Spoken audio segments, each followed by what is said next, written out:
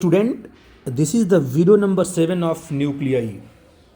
बेटा इस वीडियो में हम लोग पढ़ने वाले हैं न्यूक्लियर फिशन के बारे में, है ना। तो न्यूक्लियर फिशन क्या होता है? जब कोई एक हैवी न्यूक्लियाई है ना, एक है जैसे आपका यूरेनियम है ना, ये हैवी न्यूक्लियाई है। जब एक हैवी और अनस्टेबल न्यूक्लियाई स्प्लिट होता है दो लाइटर न्यूक्लियाई में, ठीक है ना, और जो लाइटर न्यूक्लियाई होंगे उनकी स्टेबिलिटी ज़्यादा होगी और वो स्टेबल होंगे। ये जो प्रोसेस है, इस प्रोसेस को बोलेंगे न्यूक्लियर फिजन। न्यूक्लियस टूट रहा है, स्प्लिट हो रहा है, अनस्टेबल न्यूक्लियाई है। तो यहाँ देखिएगा, एक ये आपका यूरेनियम 235 है, ये हैवी न्यूक्लियाई है और ये अनस्टेबल है। तो अनस्टेबल का ये नहीं मतलब है कि ये अपने मन से इट सेल्फ डिसइंटीग्रेट हो जाएगा, अल्फा बीटा गामा पार्टिकल निकाल करके जो है अपने आप को स्टेबल कर लेगा। नहीं, ये खुद टूटता नहीं है। अनस्टेबल तो है, हैवी है और अनस्टेबल है। जब इस पर हम क्या है, एक न्यूट्रॉन की बीम जिसके पास अपनी काइनेटिक एनर्जी है, जब इस न्यूट्रॉन की बीम, जब न्यूट्रॉन पार्टिकल को इस पर क्या करते हैं, बम्बार्ड करते हैं, ये न्यूट्रॉन पार्टिकल इसके अंदर जा करके अपनी काइनेटिक एनर्जी को देता है इसको, न्यूक्लियस को। तो न्यूक्लियस की जो इंटरनल एनर्जी है वो बढ़ जाती है, इसमें वाइब्रेशन स्टार्ट होते हैं, जिसकी वजह से क्या, ये न्यूक्लियस स्प्लिट होता है टू फ्रेगमेंट में। आपने कहा कि पहला प्रोडक्ट आपका ये बनेगा, दूसरा आपका बनेगा। और जब न्यूक्लियाई दो पार्ट में टूटा लाइटर न्यूक्लियाई में, तो उसमें से 3 इलेक्ट्रॉन बाहर भी निकलते हैं। 3 इलेक्ट्रॉन्स क्या है, बाहर निकल रहे हैं, ठीक है ना। तो ये फिशन प्रोसेस में 3 एक्सेस न्यूट्रॉन आपको, मतलब एक्सेस मीन्स क्या है कि 2 स्टेबल न्यूक्लियाई आपको मिले और साथ में 3 न्यूट्रॉन भी बाहर निकलते हुए दिखाई पड़ेंगे आपको। इसका मतलब क्या होगा, ये है आपका फिशन प्रोसेस। न्यूट्रॉन आया, बम्बार्डिंग हुई, एनर्जी इसको दिया, ये 2 फ्रेगमेंट में क्या है, टूट गया। यूरेनियम 235 है, किसमें बना, क्रिप्टन 922 बना और बेरियम 144 बना, ठीक है ना।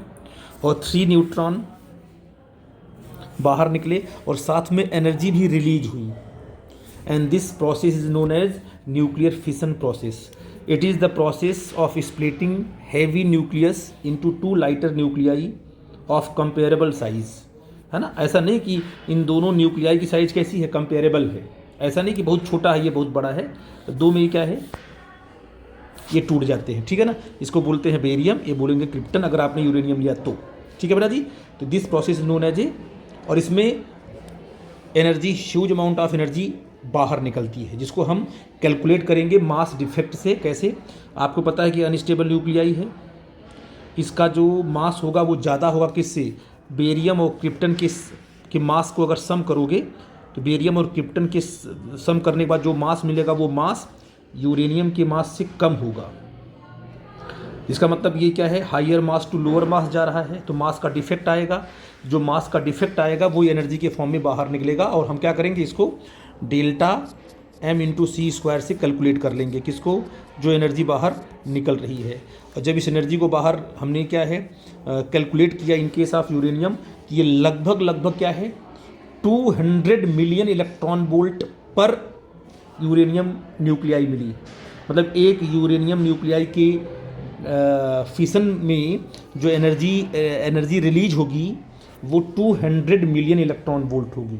ये बहुत ही ज़्यादा एनर्जी होती है। जैसे मान लो बेटा, यहाँ पे देखो मैंने रिएक्शन दिया हुआ है, यूरेनियम 92-235 है, 0N1 आपने बम्बार्डिंग की इसमें, तो ये क्या, इससे रिएक्ट करेगा, एनर्जी इसको देगा। अब ये स्प्लिट होगा 2 लाइटर न्यूक्लियाई में, 56 और 36 में, 144, 92 में। और 3 न्यूट्रॉन, 0N1 न्यूट्रॉन का सिंबल है, 3 न्यूट्रॉन भी बाहर निकलेंगे, और साथ में क्या है 200 मिलियन इलेक्ट्रॉन वोल्ट एनर्जी पर न्यूक्लियस निकलेगी। और इसकी जो टाइमिंग होती है वो होती है अप्रॉक्सीमेट 10⁻⁹ सेकेंड में ये हैपनिंग होती है। बहुत ही कम टाइम में ये जो है क्या बोलते हैं, इतनी एनर्जी रिलीज हो जाती है, ठीक है बेटा जी। आई थिंक ये बात आपको समझ में आई कि मैं क्या बोल रहा हूँ, ठीक है ना। तो बेटा ये देखा आपने ना। अब जैसे मान लीजिए एक अनस्टेबल न्यूक्लियाई आपके पास, एक बिगर न्यूक्लियाई है, ये स्प्लिट हुआ 2 न्यूक्लियाई में, 3 न्यूट्रॉन्स बाहर निकले। अब ये जो 3 न्यूट्रॉन्स हैं ये अगले 3 बिगर न्यूक्लियाई को डिसइंटीग्रेट करेंगे, स्प्लिट करेंगे, है ना। फिर उनमें से थ्री करके न्यूट्रॉन बाहर निकलेंगे, वो अगले को करेंगे।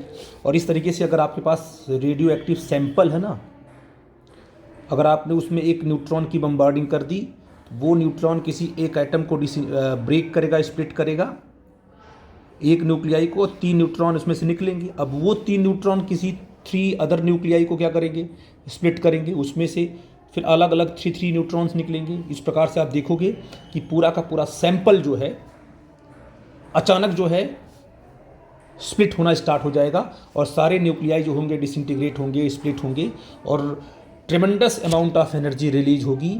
और वो फिजन प्रोसेस में जो एनर्जी निकलती है वो बहुत ही ज़्यादा होती है, क्योंकि पर न्यूक्लियस निकलती है 200 मिलियन इलेक्ट्रॉन वोल्ट इस केस में। तो आप सोचिए कि बहुत ही कम टाइम में सारे के सारे सैंपल क्या होते हैं, स्प्लिट होते हैं, और एनर्जी क्या है, बहुत ही ज़्यादा बाहर निकलती है। और उस प्रोसेस को बोलते हैं चेन रिएक्शन। क्या बोलते हैं? Chain reaction. तो उसमें देखते हो फिशन चेन रिएक्शन क्या होता है, दिखाते हैं आपको, दिखाया मैंने, ये आपका चेन रिएक्शन। ठीक है बेटा जी, यह है फिशन प्रोसेस। ठीक है,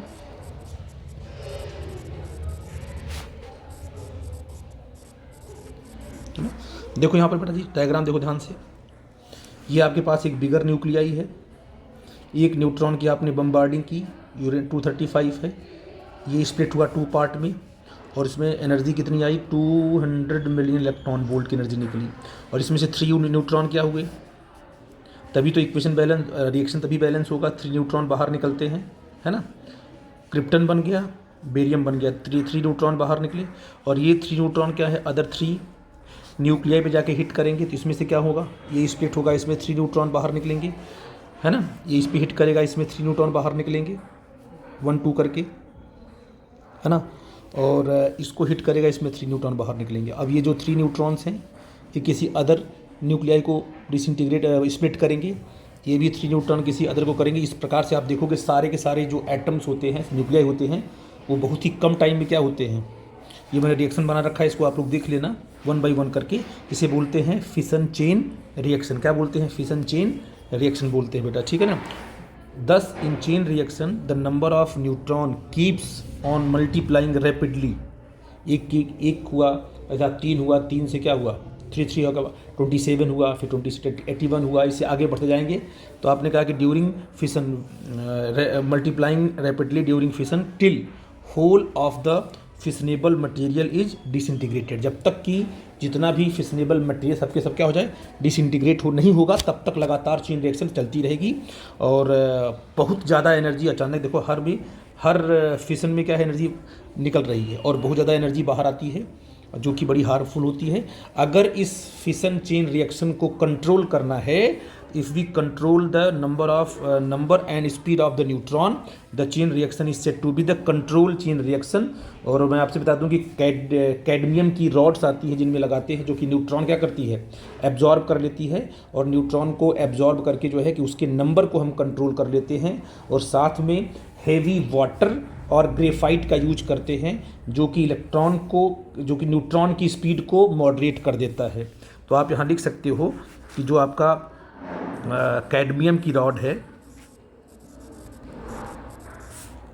ठीक है ना, ये क्या करती है, ये न्यूट्रॉन को क्या करती है, एब्जॉर्ब कर लेती है ना। तो ये न्यूट्रॉन के नंबर को कंट्रोल कर लेगा, क्या करेगा, ये कंट्रोल द व्हाट, नंबर, ठीक है ना। और ये तो पहला हो गया। और दूसरा आप यहाँ लिख सकते हो कि हेवी वाटर और ग्रेफाइड, है ना।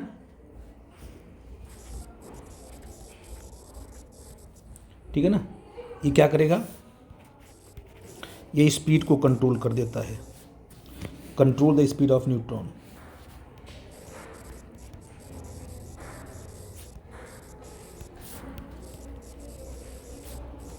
ठीक है, जिससे हमारी कंट्रोल चेन रिएक्शन स्टार्ट हो जाती है। ठीक है बेटा जी, आई थिंक ये बात आपको समझ में आ जाएगी। और आपको पूरा का पूरा जब भी आपको फिशन प्रोसेस लिखना होगा, स्टेटमेंट लिखो, आप रिएक्शन देना होगा प्रॉपर तरीके से। इसके बाद आपको चेन रिएक्शन के बारे में भी पॉइंट आउट करना होगा। ठीक है बेटा जी, आई थिंक ये बात आपको समझ में आई होगी। Thank you.